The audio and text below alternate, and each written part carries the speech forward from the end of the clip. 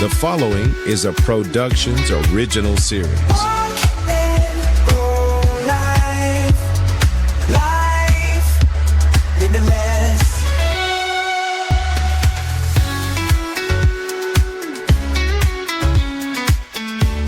Hello and welcome to Walk and Roll Live. I'm Doug Vincent, along with Addie Rich. Our podcast is dedicated to amplifying the voices of the disability community. I am a polio survivor, and Addie has cerebral palsy. Yeah. Well, we just got done talking to a delightful young lady.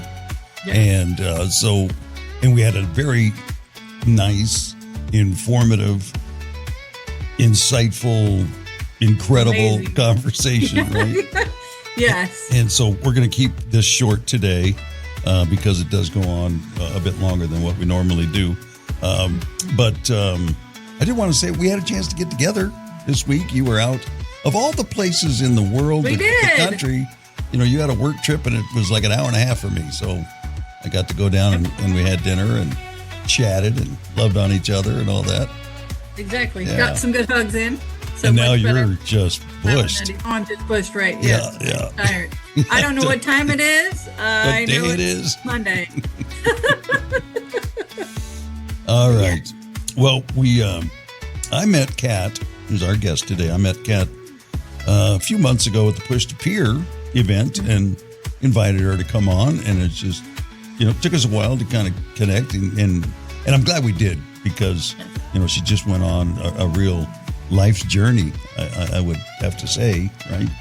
Literally. Yeah. I think it needed to be now because if she'd told her story earlier, she wouldn't put the book in that she'll get to in the interview. So I think the universe makes no mistakes, which we allude to. I think that still would have been good, but it wouldn't have been as good as it is today. So good deal. So we'll do that. But first, we're going to check out Ugyar Professional Training, and we'll be right back. At Ugyar Professional Training, we know that your greatest asset is your team. Investing in their development, knowledge, and happiness is essential for your business's success and growth. To achieve new heights, it's important to hire intelligent, talented individuals and empower them to excel in their areas of strength and passion. Ugyar is committed to transforming your employees into happier, more productive, and fulfilled individuals. When your team thrives, your business prospers. Wise leaders understand that providing team members with opportunities to shine in their strengths unlocks untapped potential. Elevate your team with Ugyar Professional Training and witness the growth of your business. From the Ugyar Professional Training Studios, you're listening to Walk and Roll Live, Disability Stories. And we are back with Walk and Roll Live. Doug and Addie here, and our guest, Kat. Let's start things out with a brief introduction. Well, my name's Caitlin, and I am a C6, C7 quadriplegic. I was in a car accident in 1996. As of now, I live in Los Angeles, San Fernando Valley, and just living life. So, and it started at 3, right? When you had It did. It started at 3, and I was involved in a car accident with both my mother and my sister at that time. And we lost them. Yeah, they both did. They both passed away. The injuries and the impact of the accident were pretty significant. It was a really dangerous road at that time. It was later in the year. It was starting to get dark. It was 4:30 in the afternoon or so. So it wasn't good weather conditions or anything of the sort. And so at that time they both passed away. I was the only survivor. Yeah. And then where did you go? Who took you in? So at the time, the accident actually happened in Oregon. Now, like I said, I'm living in LA, so there's been a big time gap there of things that have kind of come and gone. With the accident having happened in Oregon, only part of my family was there. My mother's side of the family was living there, and my dad actually lived in LA. So with that being said, there wasn't much family. We didn't have much support and resources there. So when the accident happened, being that my mom passed, I had to go and live with my grandmother for a little while. And now that was after the whole hospital stay, and everybody goes and gets their rehab time and everything. And I don't have any details on how long I stayed in the hospital or any of the process of what went on when I was in the hospital, but I do know directly afterwards, I went and I lived with my grandma. But I had pretty significant injuries, obviously, being a quadriplegic and being a child alone, that adds other significant challenges, just being a 3-year-old child. And then you add in the trauma of having just lost your family. You have so many things going on, and that can be a lot for somebody to take on. So it was a lot for a grandmother. So I don't know how long I lived with her, but I didn't stay with her. I actually ended up going into the foster care system, and I did 2 different stays.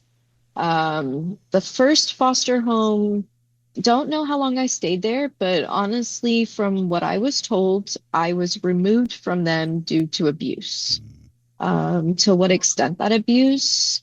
A lot of my memories don't kind of form until around 6 or 7, which is due to a lot of yeah, absolutely. It's a lot of trauma. And again, you're a child, so it's big, it's scary. There's too much going on, and you're bound to block some of that out. So I stayed with them for a stint. I mean, I remember going into detail. I don't know how much you guys want, but I do remember that, if I didn't finish a meal, that there were consequences. And, bigger portions for a child who's going through trauma, quadriplegic alone, if anybody knows what it's like, our stomachs are messed up. So, just as far as not finishing a meal, I don't remember what the consequences were, but I do remember anger. So I don't know how long I stayed there, but eventually social workers came in, they did their due diligence, and they removed me. And then I was placed in a medical foster home.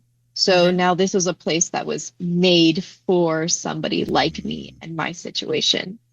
Lots of other children around. They had one of their own. And they were amazing. They took me in like I was one of their own. They went as far as getting a van that was fully adapted just so I could join them on camping trips, family events, all those kind of things. Yeah, absolutely. I love them. And even to this day, I'm actually still in touch with, I call them my foster parents. I don't know if they know that, but you will now. I'm still in touch with my foster mom here and there. And I just recently spoke with her. They still have the home that I lived in. But they were actually the ones that helped my father gain custody of me. And now when I say gain custody, he was not on my birth certificate at the time. For what reason or another, no idea. So, can I ask, is that why he wasn't an option right away? From my understanding, yes. Yeah. As well as just the fact that he was in LA when it all happened. It was all just so quick. Right. Yeah. So, he also needed to learn how to take care of a child with disabilities. So there was just a lot involved before he could just take home a child. So being that this house was a medical foster home, they were able to give him the ins and out. They were able to train him. They were able to allow me to fly back and forth from Oregon to LA. I don't know how often I did it, but I know it was, for an adjustment period. Allow me to get comfortable living out here, allow me to get comfortable knowing who my father was, honestly. Being that I was in Oregon and he was in LA, that obviously tells you my parents weren't together. Yeah. I know that they weren't married. How involved they were with each other, I don't know. It's not answers I've really had my whole life. They're not questions I've asked. And if most children you learn pretty quickly when there's a topic that people don't want to be asked. Yeah, children learn, mom and dad doesn't want me to ask those questions. I don't want to go there. So that was kind of my life. It's, it rightly so in some ways that it was trauma for a lot of other people. But then again, in other ways, not so rightly so, because it's caused me to have a lot of questions. It's caused me to kind of feel out of place and not know myself in some ways. I think when you have traumas like this, that, you really can't point at somebody and say they're somebody's fault. As you mature, you give them a little grace and just think, yes, like you said, they were going through a trauma as well. Yeah. So Absolutely. how old are you getting to be at this point where you're getting reconnected with your father? So I'm 31, and so actually I have been connected with my father since I was 7 years old. That's what I mean. So yeah. Back then it yeah. was 7. Oh, Okay. back then, yeah. So I was actually sorry, I was just turning 6 or 7 by the time I moved in with him. Okay, so there was Yeah. 3 to 4 years in care. Yeah, between both foster homes, living with my grandma and everything. Yeah, there was at least a 4-year gap in between.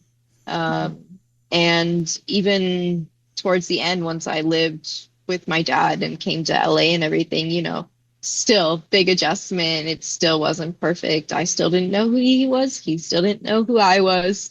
So it was just the beginning. Honestly, it was a whole nother beginning. Almost like going and living with a stranger, right? Yeah, honestly, it was. And not just him, but meeting his whole side of the family, meeting his friends, and knowing the neighborhood and getting adjusted to a new school. And it was a whole new life that I had to adjust to and that he had to adjust to. Like a TV show just being dropped in and like, here you go.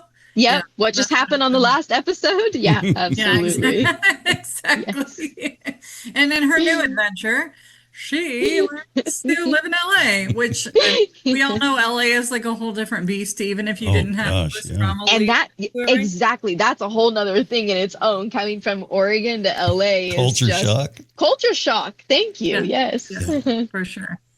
So you're very independent now. Did that? Obviously at 7 you're not independent, but going to school and you were able to get around school on your own, or did you need assistance? How did that kind of path go? So a lot of different steps. Yeah. Initially, when I went to school, I had to have a full-time aide with me. Yeah. There was just no getting around it. I needed support from writing to pushing my chair to getting my food, water, and then obviously medical needs. So needed to be capped. I needed to have positional changes, whatever it was. I just wasn't ready to be fully independent. But it wasn't until I think about high school, I think junior, senior year, where I started, okay, I think I'm ready to have a little independence. And they slowly weaned me off. It wasn't just, okay, you don't have anybody anymore. But honestly, it was a battle. It was a fight. It was almost like I wasn't allowed to be independent. It was, I understand a safety issue and a risk, that what if something happens? And that's, always anybody's concern, no matter whether you're the school system, a parent, whoever you are. So it was not easy to say, hey, let me grow, let me spread my wings a little bit. And so, I had to go through the school system. I had to go through the higher ups. We had to write notes. We had to send in emails.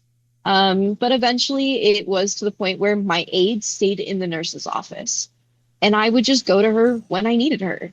Or, occasionally maybe she'd pop in and check on me, but it really was on my own accord. Yeah. And that really changed. That just kind of changed everything. It changed my point of view of school.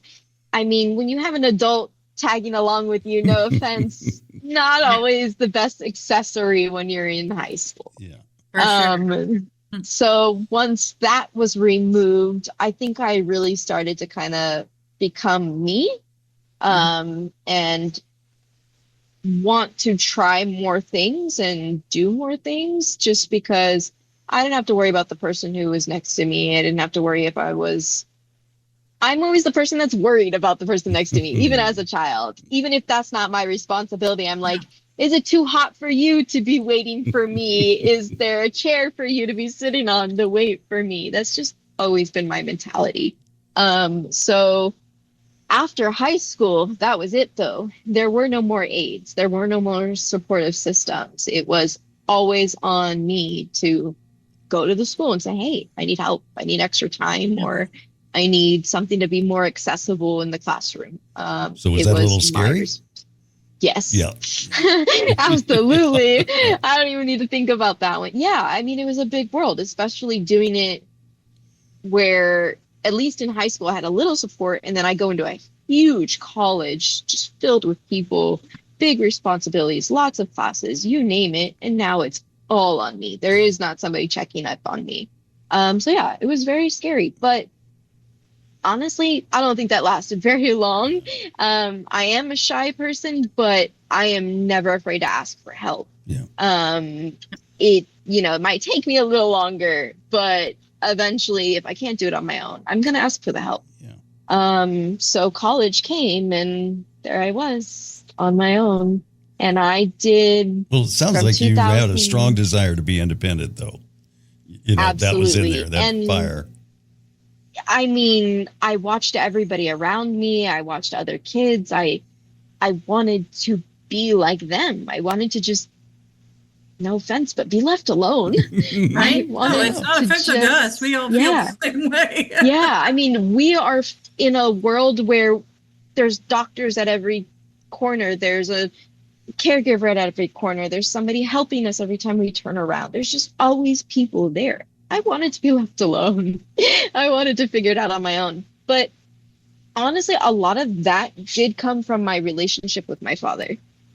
We've had our ups and downs, pretty significant ones, but he did always push me to be very independent, whether that was in a more strong, harsh way, however you want to term it. But it was like, if you want it, you need to do it. You need to figure it out. There's not always going to be somebody there. Yeah. And that was probably one of the best gifts he gave me, was to push me towards independence. But even living with him, as much as independence was pushed and as much as I found independence in college and everything, independence to me still really wasn't there. I was, yes, coming and going to school on my own and navigating school on my own. But that's kind of all it was. I still wasn't independent at home. I was still having 24/7 help, whether it was from my dad or my stepmom or whatever it was. And I still wasn't going out and adventuring beyond college. I wasn't doing extracurricular activities. I wasn't pushed to really join the community. And I wasn't involved in the disability community until I was well into college. Mm-hmm. Sure, I did a few kids camps here and there as a kid, but I didn't understand what our world meant until well into college. Mm-hmm. Do you feel like college? Go ahead.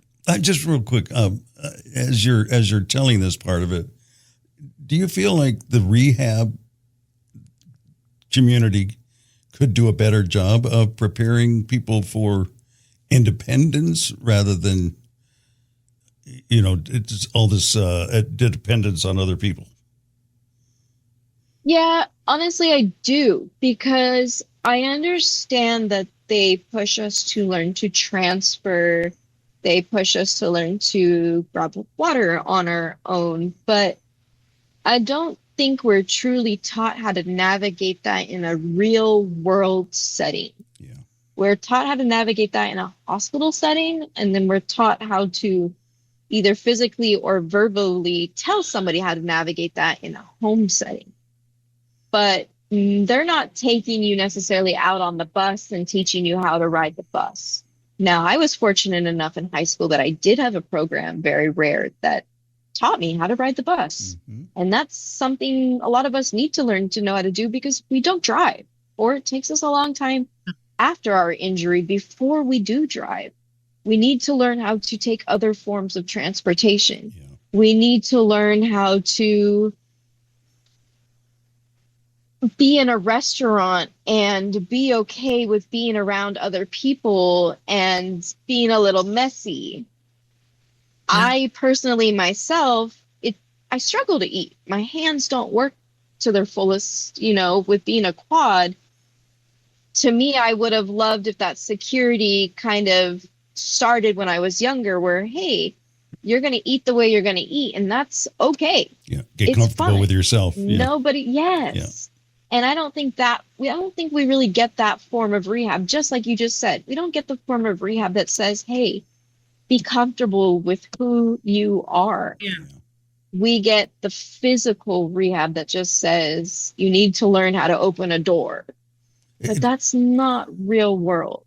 Yeah, it doesn't sound like they're preparing you for, your independence like real independence, where you're doing everything Exactly. for yourself, where you possible. I mean, and we all know Yeah. that there are different levels of within each diagnosis. So some Well, may and not then get I to that. honestly think that I don't really know any other word to say other than was cheated a little bit in my rehab, being that I was injured so young and at the time I was injured. I honestly obviously I don't remember any rehab being as Right. young and all the trauma and everything. And I'm sure I had some form of PT or OT in the hospital, but Yeah. compared to what I see nowadays, or at least what I see the rehab that some adults get, and the intensity of it, and or the continuation of it, even, once they leave the hospital, I feel like I lacked a lot of that. Yeah. And I had, some PT once in a blue moon growing up, but once I hit 18, I fell out of the system. Yeah. It was Yep. like I didn't exist in our community. I didn't know where to go. They didn't prepare me to go to new doctors and find a PT place and say, hey, make sure you keep up with your physical therapy. Otherwise, this is going to happen. Yeah. And I didn't really have that guidance at home, whether that was because we just didn't know any better or it just wasn't there, See, unfortunately. you're probably not aware of this, but when I was growing up, I was in a school that was a 2-room schoolhouse that had kindergarten through 5th or 6th in one class, and then 7th through seniors in the other class. And part of our day, I mean, we had some adaptive toys that we could play with in recess.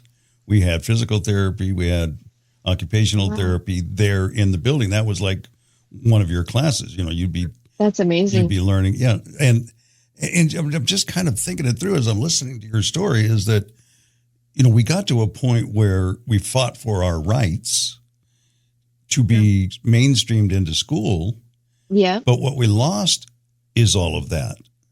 There's a whole Absolutely. generation of kids that didn't get any of that. That was very formative for me. I just take it for granted because that was my history. But now I'm Right. I mean, seeing- I had, adaptive PE in school, and I had an OT and PT, every blue moon that said, hey, pull some beads out of this silly putty. Yes, But exactly. that was it. It wasn't enough to make me independent or even prevent further physical issues with my body because it just wasn't upkept. And the mental side of it, it wasn't there. It wasn't taught. It wasn't or an provided. expectation, right? Exactly. I mean, there's no expectation. That didn't sound like in that whole process for you to even have the goal of being as independent as you possibly could be. Yeah. Right. And that was, you're absolutely right. If I remember, and I think back, you have your IEPs in school and stuff, and it was always, hey, your goal is to, push your chair this distance a little bit more in school. And then your goal is to get your grade up from a C to a B in this class. But goals were never, hey, once you leave us, we want to make sure you're prepared. We want to make sure that you are independent beyond us. And no, it was just, let's Because make you you don't independent have that, while like, we're here, judgment. while you're here. Exactly. Yeah. It's funny that you were talking about eating and food because I just went to a work conference last week and, they serve like buffet for breakfast and lunch. And so I use a walker most of the time when I get around.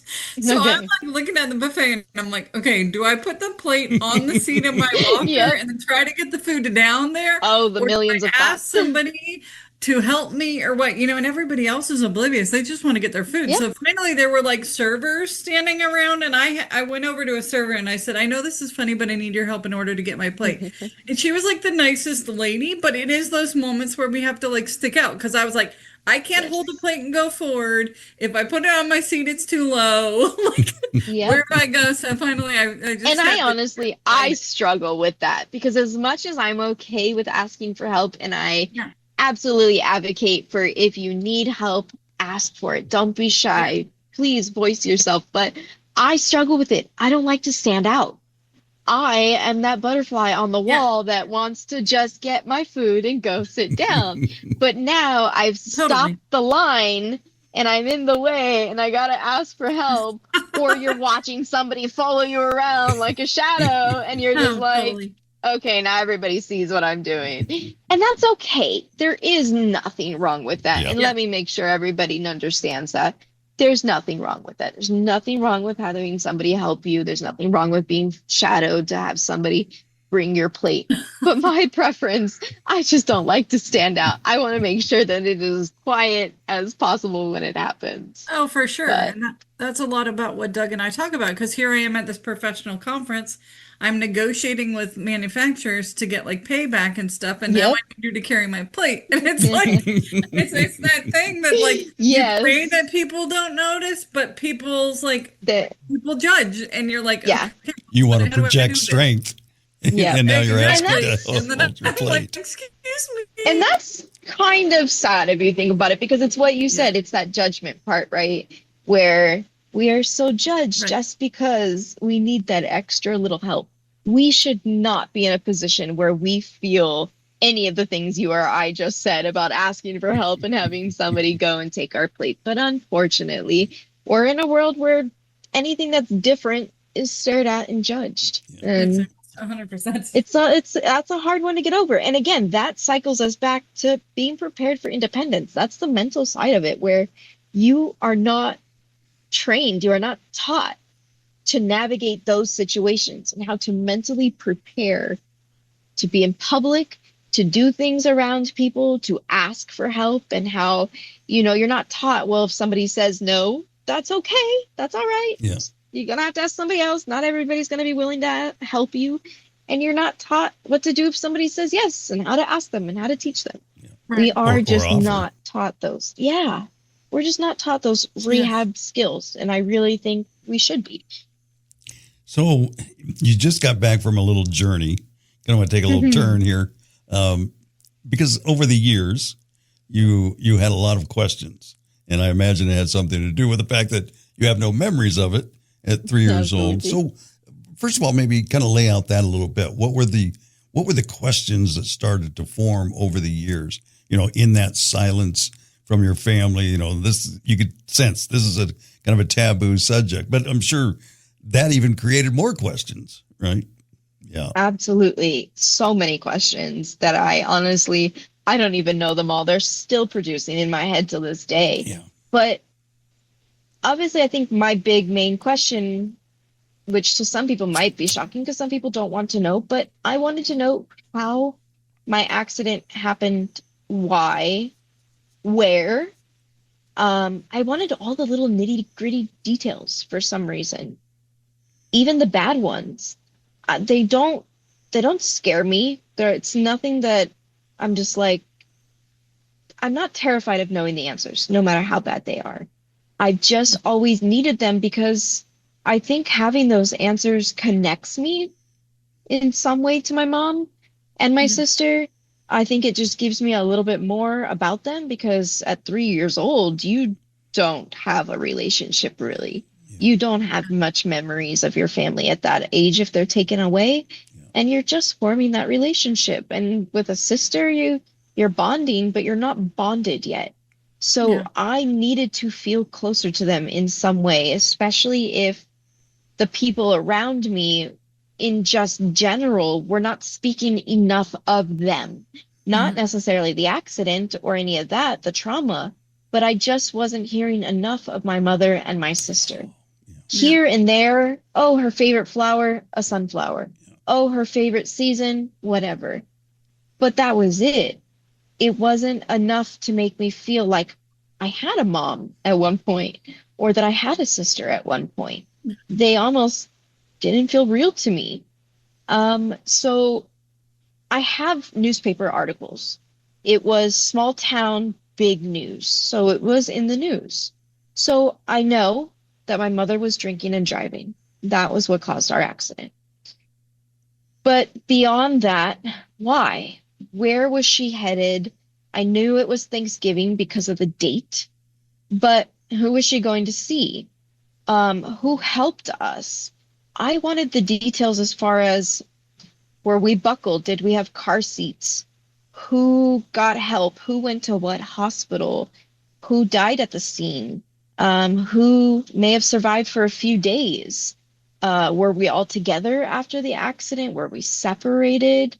Who of my family was around then? Who of the community was around?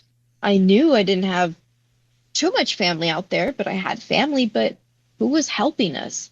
There's just so much circling my brain that after almost 30 years, I felt like if I don't start getting answers, honestly, I don't know what. Like, I feel stuck in life because of it, honestly. I feel like I can't continue. There's something holding me back. And you might lose the people that have the answers. That was the key thing. After 30 years, who would still be around possibly that could give me answers? Yeah. I mean, if people were in their 20s, 30s, 40s back then, are they still around 30 years later? Mm-hmm. I had no idea, but I needed to know. And so even as a kid, I would occasionally Google my mom's name, my sister's name, their death dates, our birthdays, and just try and see whatever I could find. The most I would find was like a social security number or the same thing repeated that I had already seen about the newspaper articles. 1996, Thanksgiving Day. I needed more. So how could I get more without talking about it? Unless I had the money to get a private investigator. I'm on Social Security. That's not happening. Yeah. Well, nobody in my close vicinity could give me those answers. So I had to go in search of them on my own. That led me to last year going back to Oregon.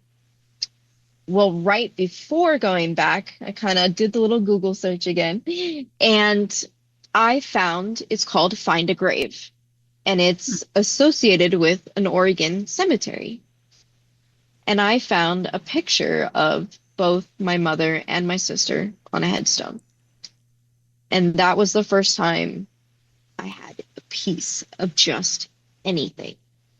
I had a picture, I had dates, I had a location, I had something, but that made me only want more.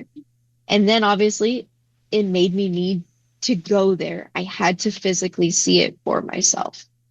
Yeah. So after 30 years, I went back to Oregon and I went to the cemetery. And there it was, their headstone with both of their pictures on it. One of the most beautiful things I've probably ever seen. The change, the feeling inside of me, I felt closer in that instant. And I felt more connected. I felt like I belonged. That was part of my hometown for a while. It was where everything happened.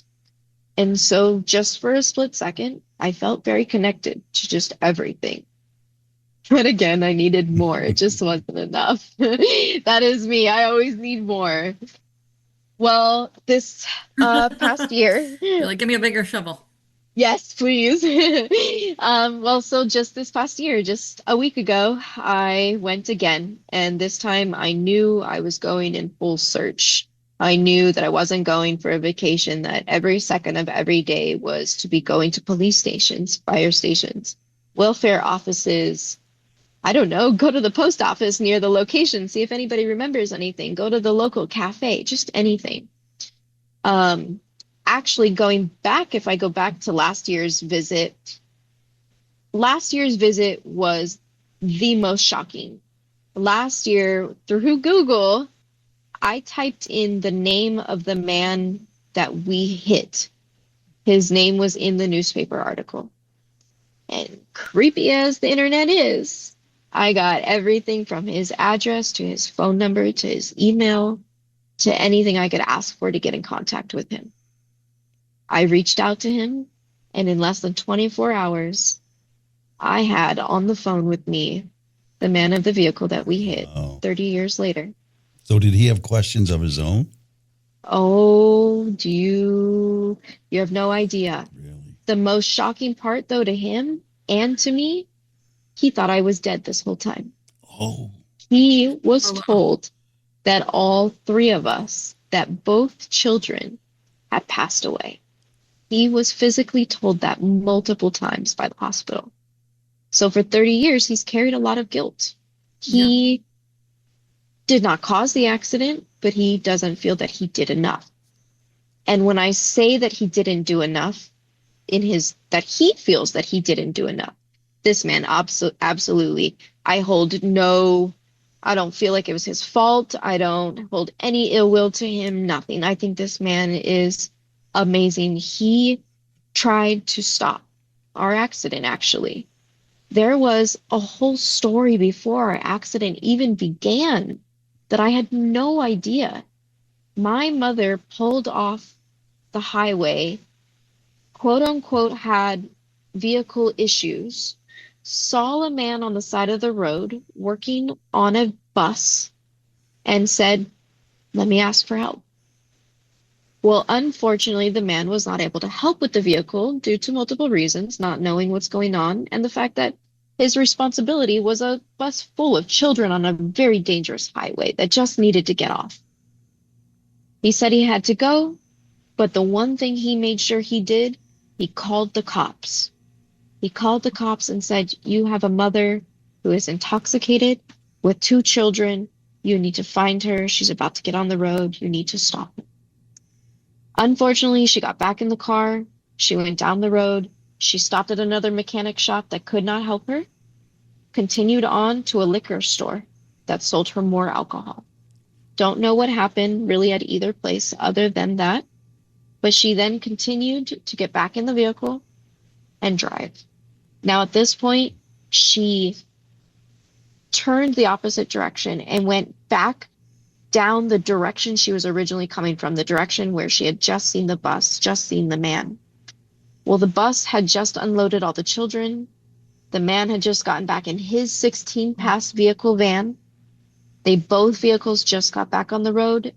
She went to veer off the road for some reason, and while auto-correcting herself on a one-way each way highway, she veered into oncoming traffic, straight into the headlights of the 16 pass van. That was the man that originally tried to stop our accident and help us. Oh, wow. Yeah. wow. Poor guy, too, for all those years, right? I can't even begin to tell you how bad I feel for him. Yeah. And just the fact that he had no closure over all these years, that he, thought he could have done more, that he knew we were all dead. I mean, there was no information for him either. There were no answers for him. So to be able to now be in communication with him, in contact with him, and hopefully provide this for both of us is just beyond words at this point. Yeah. Well, going back to the accident, once the impact happened, he was able to give me all the details as far as where the vehicles were. My mother was trapped in the vehicle. He doesn't remember where I was, but he remembers seeing my sister laying out of the vehicle. He continues to tell me over and over again, his last memory was a big glow, a big halo over my sister's body. Which is huge for you too, right? Because It is. Yeah, absolutely. I mean, to just think, possibly that last minute was a piece, however you want to think of this light, this halo, this whatever it was. Maybe she was wrapped in warmth in that 1 second, whatever it was. I apologize if I start to cry. Right. But in that moment, he became unconscious. He was actually found walking down the road by time EMTs, everybody came. So now going back to today and investigating this past week, I got to meet this man. Oh, And yeah, he now lives in Alabama, but he was doing a road trip himself. And we got to spend some unbelievable time just getting to meet each other and Wow. tell stories. And just him tell me the last story of part of my life. And he took me to the site. Wow. Yeah. I have always wanted to see it. Never knew if it was a possibility for just the road being so dangerous. Would we even be able to do more than just drive by? Yeah. But we actually got to go and have our moments, and we put up a little memorial on the side of the road and, said our goodbyes to them and said our piece to each other and just be with each other, with them for a few moments and just have a moment, just finally be able to relax and breathe and know that this was the biggest answer I had. Where did it happen? When did it happen? Why did it happen? Who was involved? X, Y, and Z. Yeah. And I finally got that. But it didn't stop there. It just keeps going now. And for me, obviously, is amazing. The more I can get, the better. But as soon as I left this man, I ended up meeting the two first responders. Oh. They happened to be that day that we stopped. They happened to be at the volunteer fire station. And I just popped in and was like, do you guys remember this tragic story? I'm sorry to bring up, but do you remember? And as soon as I start opening my mouth, everybody in the room just points to this man and says he was the first one on the scene. Wow. Oh. Is he still doing that job? Yeah, they are still volunteer firefighters. And obviously there was a room full of them, and I was just like, thank you for anything and everything you tried to do and everything you guys are doing for everybody. I mean, you guys are volunteers willing to do this. Yeah. So it was huge. It was absolutely huge to just now be in the room with the man that last saw us, the man that possibly last held one of their bodies, that last tried to save them, that anything. Saved you. And that saved me. Yeah. Yes. That made sure that at least one of us had the possibility of telling their story, of making sure that they weren't forgotten, that they're not forgotten, that they're still loved. These people did that for us on their own accord. And I'm beyond grateful for that and will always be. And it still didn't stop there. He then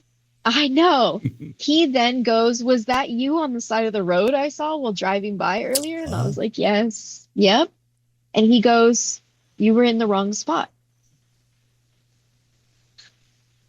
So now here I am back to the start. And I'm like, well, then where is it? Where do I need to be? Please, somebody. Like, my brain is just racked at this point, and I'm just like, how far off were we? Like, is it, And I go, okay, I know you guys are in the middle of a meeting, but can I stay in contact? Can you possibly take me there? Can you somehow, like, I need to know. I came out this way, all this way just for this. We've already been there. I can't leave without knowing now. And I thought that's where I was headed. I never would have assumed, but this amazing man just volunteered to just jump in his truck and just take us there. Right then and there. Wow. On the spot, leave everything. No matter how dangerous this road is, he was willing to just get back on the road and take me there. And he did. We drove there, and as soon as he got out of the car, it was like a scene in a movie. He just started replaying everything to the best of his memory. I mean, he literally stopped in the middle of the road once traffic cleared and started pointing and saying, you were here, she was there, the cars were there, this happened. I mean, it was beyond anything that I could have asked for. I was going to say more than you could ever have hoped for. Absolutely. Yeah. I mean, it was one thing just to hear this is where your accident happened, but now to say, your mom was trapped in the car. We couldn't get her out. She didn't get out until we actually transported the vehicle back to the fire station. Your sister was transported here to the lower hospital. You were as well, but then you were transferred to another hospital. It just started to flow. It was just info after info after info. And my feelings now, the way I feel inside, it's like I can breathe. It's like people say like the weight lifted is off you. Yeah. I no longer have to focus on those questions. I can let that all go. Now I can just focus on enjoying the fact that I know. Yeah. And memorializing that and loving that and supporting whatever all of that is. I no longer have to carry the weight of, oh my God, I need to know. Please, somebody help me. No. Now I get to say, I love you guys. I've seen you guys. I know what happened. I'm here for you guys. I can be there for myself now. Yeah. I can be there for this gentleman. Yeah. He can be there for me. He kept saying, if I would have known, if I just would have known, I would have been there for you. Any idea why he got that information? Most likely, he said, because I apparently had died a few times. So I just think he didn't get the final update. Okay. Mm-hmm. Yeah. I believe his last update was she died. And then, a few seconds later or whatever. So nothing nefarious. Yeah. Not that I'm aware of, but I will be honest. Say that again. I said, now you have some chosen family. Some new family. Beyond belief. And not just that, but I lost both my grandparents at the end of last year, exactly at the time that I found this man. And I truly feel like I've adopted another grandfather. Yeah. And he just really was that sweet. I mean, he was picking apples and blackberries off the side of the road for me. He just was so sweet. So I feel like I have new family, and I am just a hoarder of family. Like, if I can have you, I want to, whether that's family or friends, blood, you in my life. And and because of your persistence, you've changed his life. For sure. Absolutely. And I hope so. And not in the ways of, oh, look at me, but in the sense that he gets to know I'm alive. Yeah. He gets to know he did do something right. He gets to know that making that phone call did help. You got people on the scene quicker. You got people in the area quicker. You did everything you could. And just to voice that to him, just to say it to him, for him to be able to hear those words for once in 30 years. Yeah. I can't imagine what that feels to him. And he was not, he didn't have any external injuries, but his heart was injured. And so he's had lasting effects from it. So he has daily reminders of all of this. Yeah. So to bring any peace to him is more meaningful to me than even me finding all this information now. I am just at peace knowing I can bring him some peace after all this time. Yeah. So you got a lot of your questions asked. Answered. Yes. Answered. And so are there new ones now that came from the answers, or are there some that you want to know the answers to that you haven't gotten yet, or? No, there's definitely a lot more questions now. And so one of my biggest questions right now is, where were we coming from or going to? Because I know it was related to Thanksgiving, but I don't know if we were coming or going to my grandmother's, if that had already happened. I need to know. Why were we in that area? Why'd you change directions? Why did we change directions? Was that just because she was intoxicated and it was so random, or did something pop in her brain and wrong? She was driving initially the wrong. Why? And because of that, were we going home? And if so, where was home? What was home to me? Where was my home? Where did I live? What was my neighborhood? What did our house look like? Those are my biggest ones now. I need to find where I lived, my neighborhood, and why we were in that vicinity of where we were going. And then there's just smaller ones, like I want to know the vehicle. I was told it was a yellow car, but I would like to know what kind of vehicle and what happened to the vehicle, obviously. And then people, community. I would like to meet as many as possible that were, whether they were involved in the accident prior or post, or they were involved in our lives being in Oregon. Like, who was our community? Who did we turn to? Who did we hang out with? Did I have at 3, did I have playmates? Did I have my sister who passed in the accident? She was 5. Did she have playmates? Was she in school already? There's so many more questions, unfortunately now, but fortunately too, because at least the big heavy ones have been relieved. The main ones that have bothered me my whole life, those have been lifted off my chest. And now it's the fillers, it's the details, it's sometimes fun little things that I want to know now. And, like, did we hang out at the beach that's so close to that area? Like, I need all those little answers. And so I have started reaching out. Obviously, I went to the fire station out there. I went to state police out there. I went to child welfare, you name it, I did it. And so now a lot of it is paperwork, and I need to send in, applications and give them my details so that I can retrieve my records. I will really, really want my records from foster care. I'd like to know what my life was like during that time, because I only remember like big events. Like, I remember going to a lake and being on a raft, but I don't remember day-to-day stuff, and I don't remember like my health quality at that time. And that's a big thing. That is another question I have, is what the accident did to my body at that time, health-wise. Because health-wise now, 30 years later, I'm just starting to have issues. And some of these problems are unsolved because I don't have records of like my spinal cord and stuff like that from the initial impact. And was it initially like this, or has this developed over the years or whatnot? And I found out many years ago through another surgery that I didn't have my appendix, which I had no idea. I mean, so yes. Yeah. It's not like one of those little murder investigating shows where all of a sudden, who removed my organs? Thank you. Right.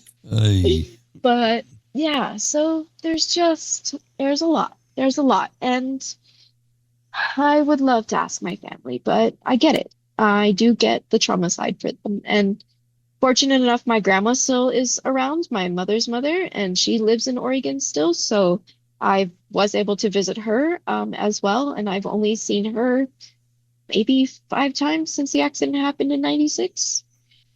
So I was able to ask her a few little details. Initially, I thought my family wasn't buried at the cemetery and that it was just a headstone. I was told the ashes were on somebody's mantle. She told me, no, they're actually buried there. So that was big. But I get it. Not everybody's going to be able to give me the answers I want. Sometimes you have to be independent. Yeah.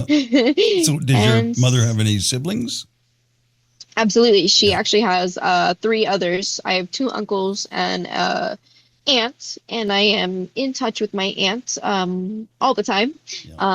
My uncles occasionally here and there, just more distance in life, of course. And part of that, again, is we didn't bond while I was growing up. We don't have that relationship.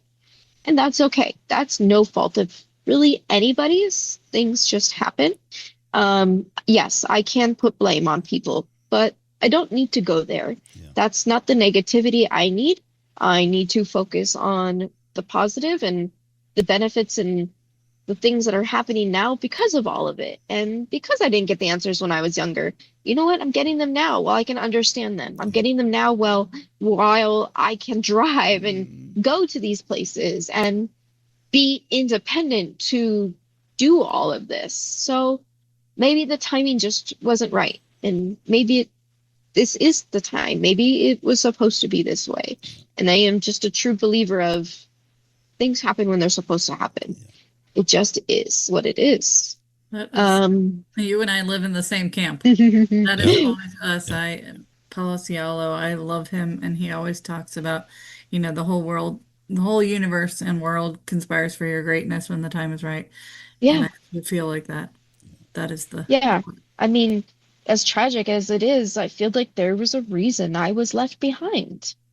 I mean, the biggest thing I can think of is it's just yeah. their time wasn't over. I am here to make sure that they stay alive in memory, whatever form that might be. And then I'm alive to share this. I am alive to educate people that drinking and driving is not something you want to do. Children, no matter what age, should be in car seats. They should have full seatbelts on. I'm alive to show people that you can still be independent post accident, that being a quadriplegic is not the end of life. There is still so much we get to do, can do, and in fact, oftentimes I find that after watching so many people in our community post injury, you can sometimes have a better life than you did prior to your injury. And I have heard that from the mouths of so many that have explored this world in a way they never had before, nor would they have before. They get to do things. I get to water ski, jet ski, I've hot air ballooned. I mean, all these things that, sure, as an able body, I may have skied or whatever, but would I have gone on these amazing adventures with some of the people that I now know because they're in this community? No, I wouldn't have. So this life, I truly believe, for some reason or another, was meant for me. No matter how hard some days are, there's a reason for it. Well, let's hear a little bit more about that part. I know you have a championship in your past. Tell us about that. I do. I have 2 first place ski competition medals under my name. Nice. I am beyond thrilled to even say that, something I did not think possible. I am not a cold weather person. I don't like the cold at all. So why me and skiing mix, I have no idea. But I fell in love with skiing. It's so freeing. You can do it on your own. You get to be in full control. Yeah. And that, as a quadriplegic, can often be sometimes something very difficult to obtain. Very rare, right? Yeah. Very rare. And so through Triumph Foundation and USARC, I started skiing. I started skiing in Big Bear a few years ago, but it was nothing extravagant. It was once a year. It was when I got a grant to go or whatever it was. And by chance, I started using a system called the Tetra Ski that allows the quadriplegics to ski but anybody with a higher level disability to ski. And I was offered a chance to go and ski in Utah and compete at a national level with people that have obviously been doing this a lot longer than I have. But it was actually pretty cool because I ended up finding out I wasn't the only one. There was a lot of people who had only been on the ski like a handful of times. So it was pretty cool. But this organization that set up this event, it ended up turning into an international competition the second year that I did it. And it just blew my mind what they put on to host and be able to take people with high level disabilities up this mountain, down the mountain, get them comfortable in skis. I mean, sometimes you have 10 people to one person because they've got a ventilator, they've got feeding tubes, they've got whatever, you name it. Every body part's got to be held up. They are amazing at what they do, at giving us the opportunity to compete, not just go adaptive skiing, but to be able to compete like the rest of the world, to have something we can go after, something we can aim for, have a goal for, make another community with. I mean, Yeah. the community that I'm finding with skiing is just unbelievable.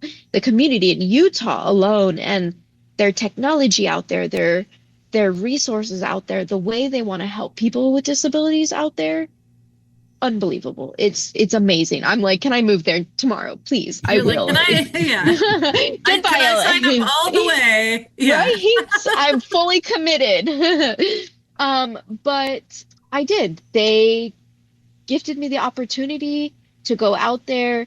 I had to fundraise and do everything, and make sure that I was putting in my, efforts to make sure this happened and put together a road trip and make sure I had people that could go with me and hotels and everything that, entails making sure it ended up being 3 people with disabilities on the road traveling Nice. to Utah, and it was just a clown car, but it was beautiful. I mean, the trips you do, the things you do, Yeah. the way we end up helping each other, there's nothing we can't do as people with disabilities.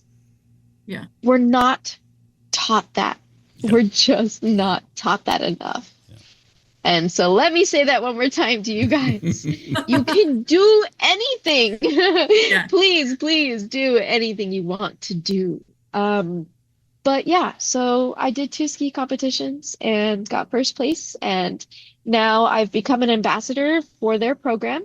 Amazing. It's the Brian McKenna Tetra Ski Express, long name. And so now I'm helping to hopefully make sure that next year's event is just as amazing.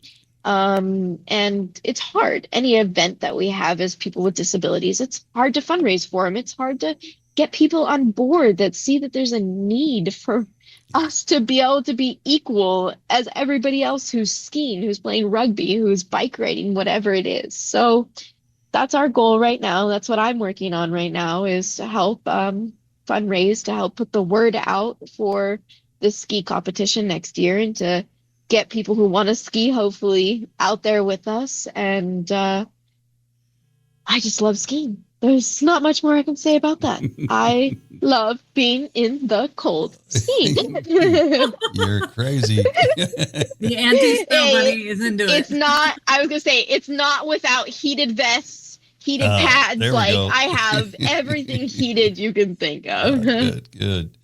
So, and now you have your van that you travel around in.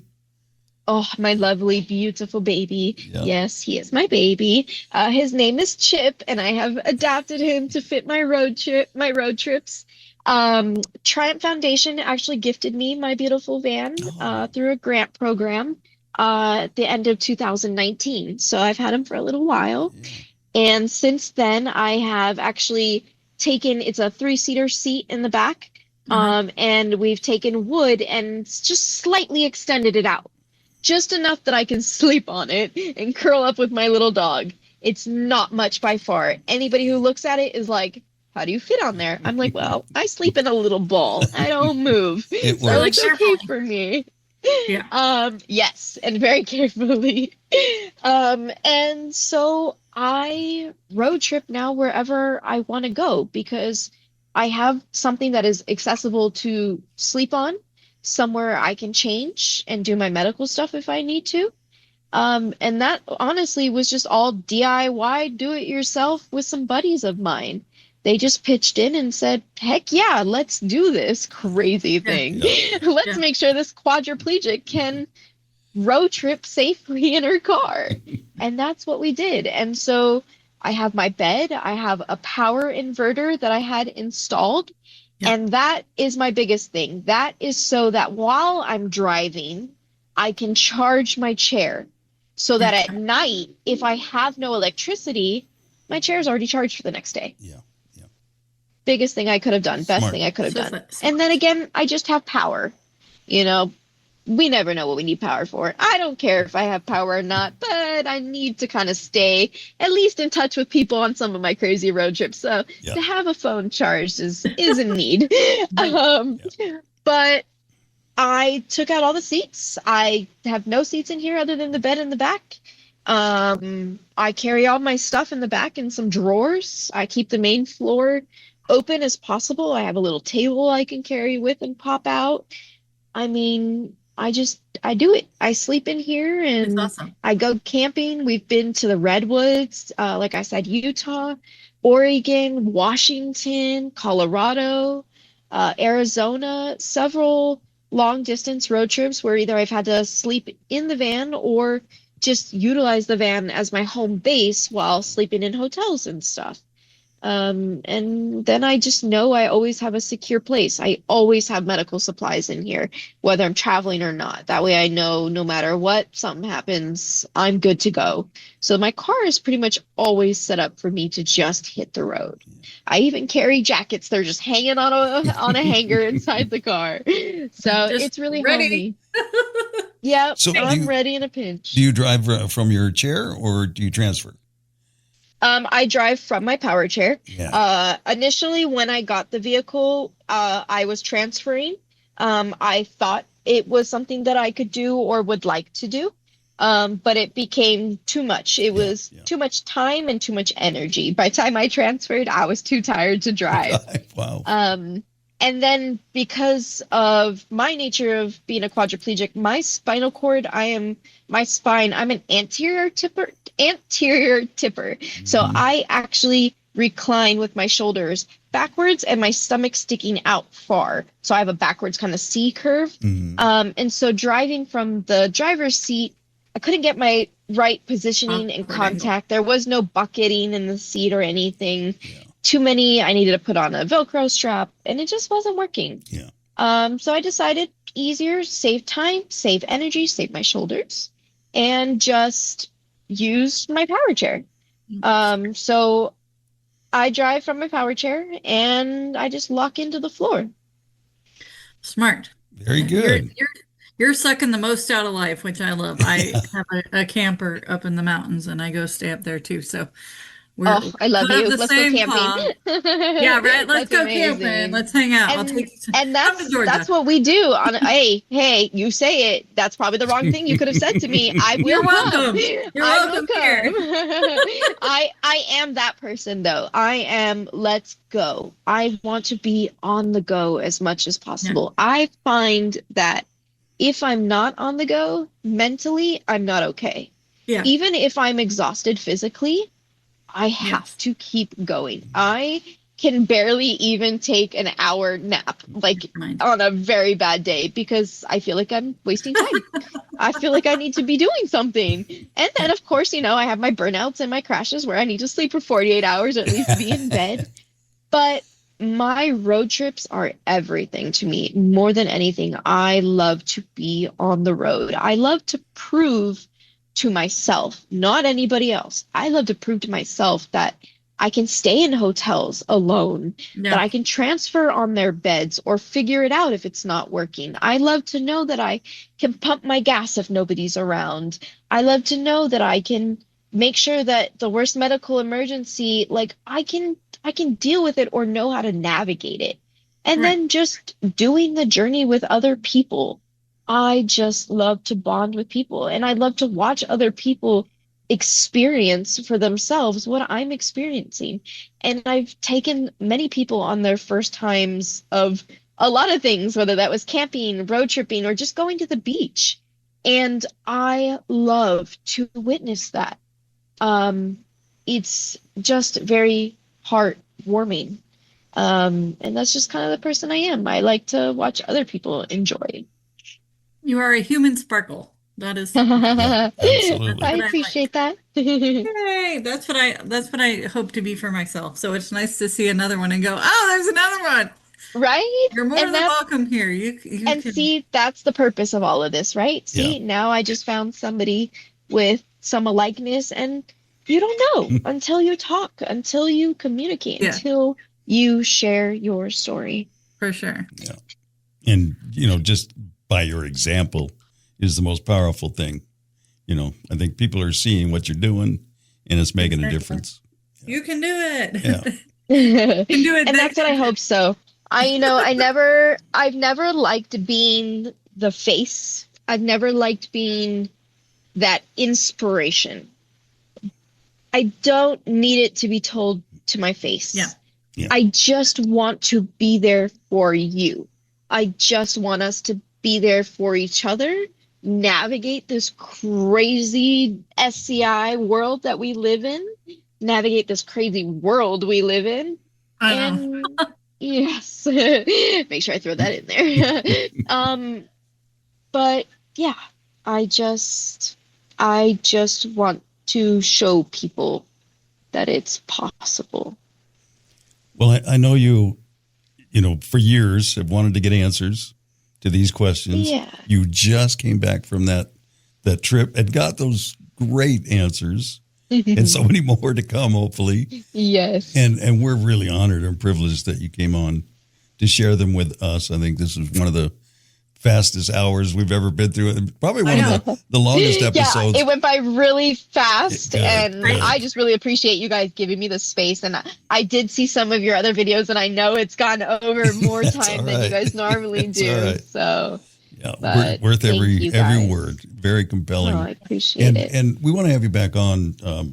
When you go skiing again. Because I would love to. Because I'd like when she's here. And I'd love to hear. Absolutely. I'd love to hear all about that program too, and get into that. Oh my God! Yeah. Absolutely, please. Yeah. I would love to share what they're about and what they're doing for our community. And next year, it's usually in March, so they'll be coming up pretty quick. Yep.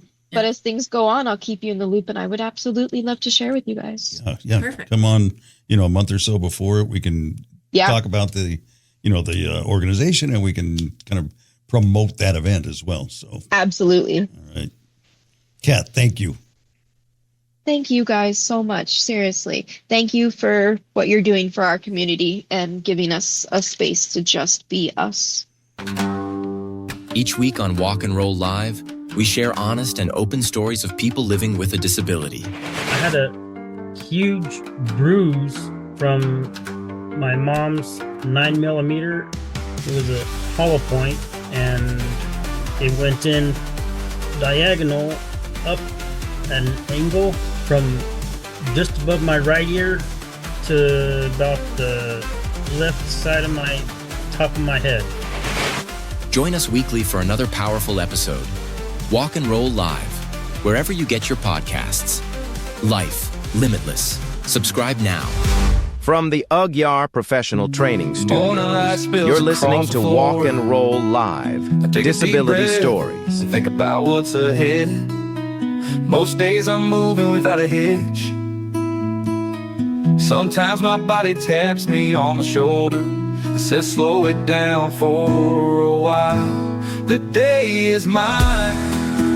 I've got people I love, people who love me back. I get to chase what matters and laugh until I can't breathe. Some days I pause, but I never stop. Life rolls on, and I'm rolling with it. Well, first of all, thank you for listening to Walk and Roll Live, the home of disability stories. Wow, really good one today. Well, if you all know me and listen very often, you know how hard it was for me not to cry this entire episode. And not just because of the story, but because she's so tremendous. Like, I literally oftentimes want to reach through the Zoom and hug people, but this is definitely one that, like, I want to hug her. I want to hug her and say, I'm so glad she's still in the world. And if you're on this side and hearing this part of the thing, means you heard her story, and you'd know why for so many reasons. Just an outstanding spirit. Yeah. And looking forward to having her on again to tell the story about the skiing and all of that. So we'll definitely have her back on. I wanted to reach out or say hi to Becca. She's a school teacher, has a class that has reached out to us a few times, and they had a new resource that they wanted to add to our resource page. And they also keep me honest and, check it out and make sure when maybe a link isn't working or something. So I want to say hello to Becca in the class. Thank you for your input. Don't forget to like and subscribe and share. Subscribe would really be helpful. If you have a comment about anything we do here, we'd love to hear that as well. So I think that's it. Until next week.